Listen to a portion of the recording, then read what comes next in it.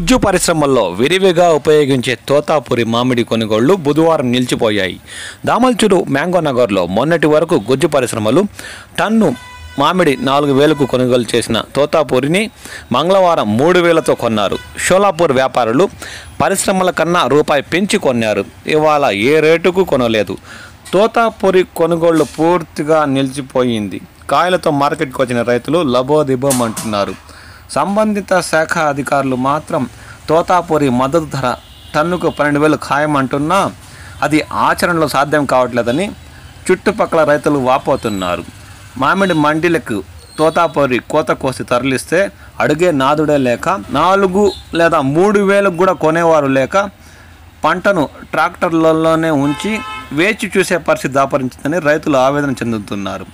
సంబంధిత శాఖ అధికారులు స్పందించి తోతాపురిని మద్దతు ధర కన్నా కాస్త తక్కువైనా సరే కొనుగోళ్లు అయ్యేలా చూడాలని వారు కోరుతున్నారు. లేదంటే కాయ చెట్లల్లోనే కాక ట్రాక్టర్లో కూడా కుళ్ళిపోయే అవకాశం ఉందని వారు ఆవేదన చెందుతున్నారు.